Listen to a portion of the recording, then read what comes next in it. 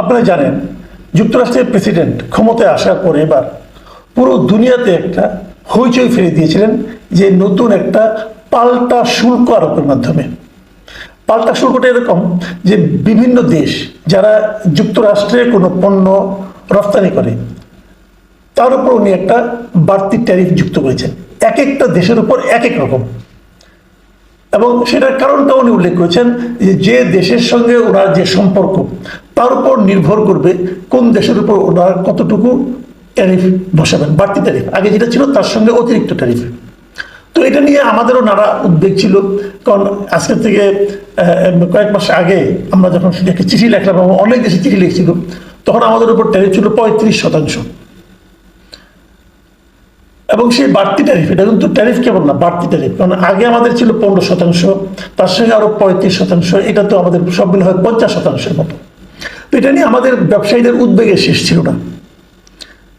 কিন্তু 3 মাসের প্রথম দিকে আমরা খুব একটা গা করিনি, শেষ দিকে যে আমাদের বাণিজ্য উপদেষ্টা এবং আরো অনেকে যারা ছিলেন তারা গিয়ে একটা আলোচনা করতে পেরেছেন এবং শেষ পর্যন্ত আমরা 20% ট্যারিফ দিতে হবে যুক্তরাষ্ট্রে, এই শর্তে রাজি হয়েছি।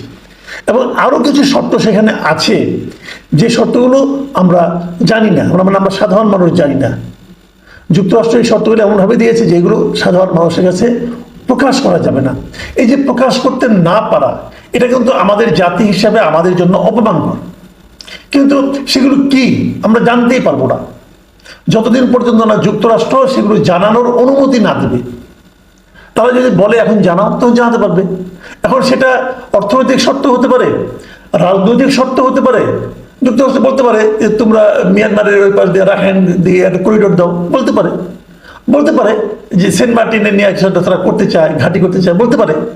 কিন্তু সেটা কি বলেছে এটা আমরা কেউ জানি না। যাই হোক, এই হলো ঘটনা। তো এটা নিয়ে কিন্তু আমাদের একটু অপমানজনক আছে, কিন্তু আপনি দেখবেন আমাদের ব্যবসায়ীদের মধ্যে কিন্তু এটা নিয়ে একটা স্বস্তির ভাব চলে এসেছে। স্বস্তির ভাব চলে এসেছে, ওটাকে কমিয়ে যে 35 থেকে 20% আনা গেছে, এই জন্য স্বস্তি। এখন আমাদের উপর ট্যারিফ হলো 20%। আমরা যুক্তরাষ্ট্রে পণ্য রপ্তানি করতে গেলে 20% অতিরিক্ত ট্যারিফ দিয়ে আমরা পণ্য রপ্তানি করব।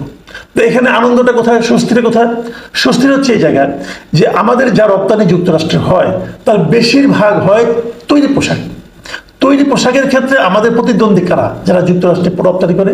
প্রতিদ্বন্দ্বী হলো ভারত, ভিয়েতনাম এবং চীন, মূলত ইন্দোনেশিয়া কিছু করে।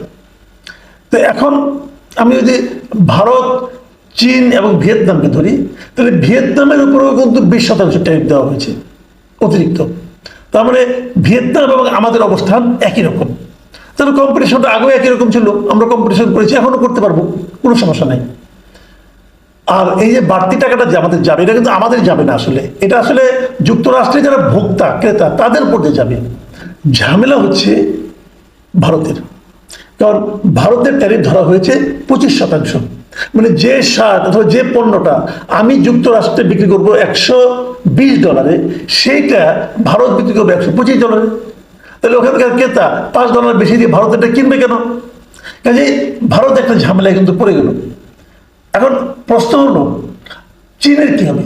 চীনের ট্যারিফটা এখন ঘোষণা করা হয়নি, কিন্তু না ঘোষণা করার অর্থ হলো তাদের সঙ্গে কিন্তু আগে 100% ট্যারিফের ঘোষণা ছিল যে চীনের জিনিস যদি 100% লাগবে।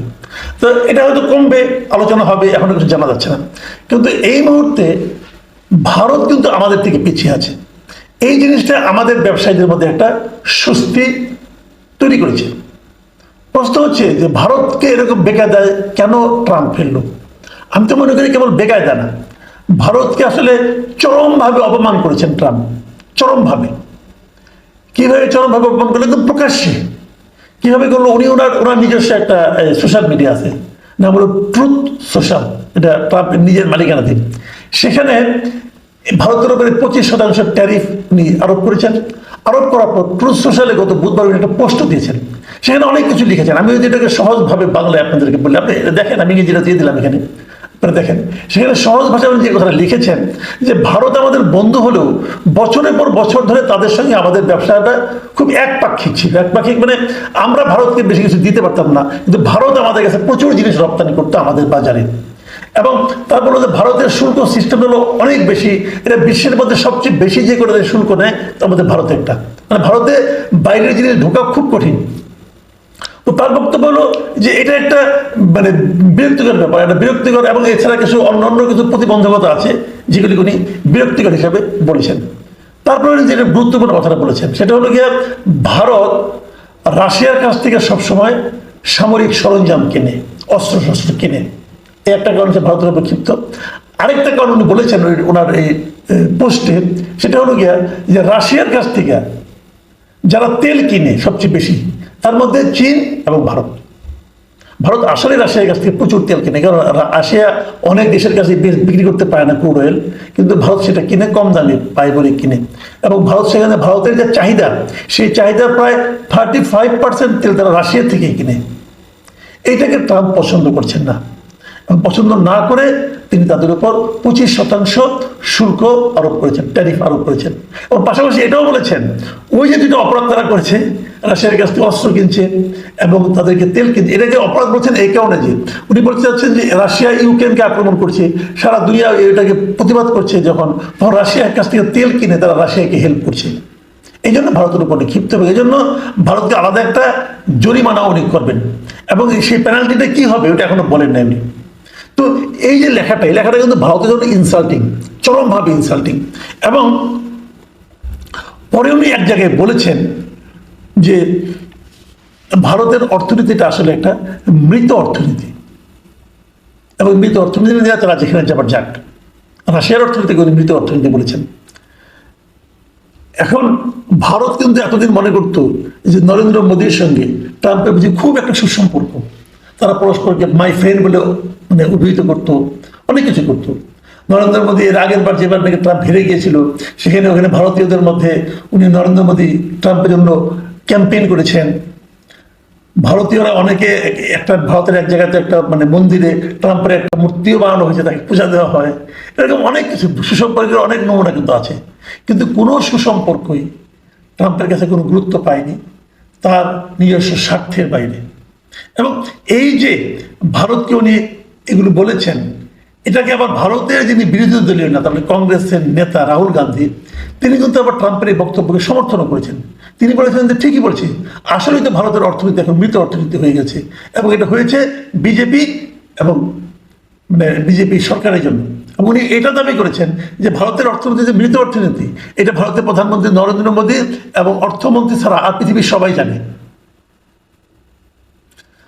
এটা হতো তাদের অভ্যন্তরীণ রাজনীতির একটা ব্যাপার। কিন্তু রাহুল গান্ধী বলেছেন যে আমি ট্রাম্পের উপর খুশি, কারণ তিনি সত্যটা প্রকাশ করে দিয়েছেন। এবং এটা কারণ উনি বলেছেন, রাহুল গান্ধী বলেছেন যে ভারতের যে এদিকে এই যে অর্থনীতি এত খারাপ অবস্থা, এটার জন্য দায়ী হলো বিজেপি, কারণ তারা দেশের অর্থনীতিকে ধ্বংস করে দিয়েছে। কেন দিয়েছে? আদানিকে সাহায্য করার জন্যই তারা এই অর্থনীতির এরকম 12টা বাজিয়ে দিয়েছে। এখন প্রশ্ন হলো যে এই যে কাজগুলি হয়েছে, ট্রাম্প যদিও দুটো ঘটনার কথা উল্লেখ করেছে, রাশিয়ার কথা এবং রাশিয়ার কাছ থেকে অস্ত্র এবং তেল কেনার কথা, আসলে কি এটাই কারণ? আরও কিছু কারণ কিন্তু আসলে এখানে আছে। সেটা কি, ভারত কিন্তু ব্রিক্স নামে একটা সংগঠন মানে আপনার গ্রুপের মেম্বার, যে ব্রিক্সের মধ্যে ব্রাজিল আছে, ভারত আছে, চীন আছে। তো এটাকে নিয়েও কিন্তু ট্রাম্প অত্যন্ত আপত্তি করেছে। এবং পাশাপাশি ভারতকে অপমান করার জন্য সম্ভবত ট্রাম্প কিন্তু পাকিস্তানের উপর ট্যারিফ আরোপ করেছে 19%। এটা তুলনামূলকভাবে কিন্তু অনেক, আমাদের চেয়েও 1% কম। এটাও কিন্তু বড় বাণিজ্যের জন্য অনেক বড় একটা ফ্যাক্টর। এবং মাঝখানে একদিন দেখলাম ট্রাম্প এটাও বলছেন যে ভারত হয়তো আগামীতে পাকিস্তান থেকে তেল কিনবে। পাকিস্তানের তেল আছে কি জানি না, আছে কিনা জানি না, শুনি নেই খুব একটা, কিন্তু ট্রাম্প মনে করছেন এগুলোই কিন্তু আসলে ট্রাম্প কিন্তু ভারতকে প্রকারান্তরে অপমানই করছে একটার পর একটা। এখন এই অপমানগুলি কেন করছে? আমি আগে বললাম ব্রিক্স একটা কারণ হতে পারে, আরেকটা কারণ হতে পারে যে ট্রাম্প মনে মনে নোবেল চায়, এবং সে অলরেডি বলছেও যে আমি এত শান্তির ঘটনা ঘটাচ্ছি, বিভিন্ন দেশে যুদ্ধ থামিয়ে দিচ্ছি, তো আমাকে তো শান্তি পুরস্কার, নোবেল শান্তি পুরস্কার মানে দিতে পারে, কিন্তু কেউ দিচ্ছে না। এবং এটা বলতে যে সে এটাও বলছে যে কয়েকদিন আগে যে পাকিস্তান এবং ভারতের মধ্যে যুদ্ধ ছিল, সেই যুদ্ধটা নাকি তিনি থামিয়েছেন, কিন্তু পাকিস্তান এটাকে স্বীকার করে যে হ্যাঁ ট্রাম্পের ভূমিকা আছে। এবং এই জন্য পাকিস্তান আবার নোবেল কমিটির কাছে সুপারিশও করছে যে ট্রাম্পকে যেন নোবেল শান্তি পুরস্কার দেওয়া হয়। কিন্তু ভারত সরাসরি বলেছে এই যুদ্ধ থামানোর ক্ষেত্রে ট্রাম্পের কোনো ভূমিকা নাই। সম্ভবত এটাও ট্রাম্পের ভারতের প্রতি রাগের একটা কারণ। নেট রেজাল্টটা কি? এক নম্বর ডিরেক্টর হলো এই অঞ্চলে অনেকে যে মনে করতো যে ভারত যুক্তরাষ্ট্রের একটা মিত্র, কেবল মিত্র না, রীতিমতো কৌশলগত অংশীদার, সেই ধারণাটা বোধ হয় এখন বড় একটা ঝাঁকুনি খেল। আর দ্বিতীয়ত, যুক্তরাষ্ট্র ভারতের পরিবর্তে বরং এখন পাকিস্তানের দিকে ঝুঁকে পড়ল। এটা যদি ঝুঁকে, তাহলে এটা ভারতের জন্য একটা বড় ধরনের হুমকি।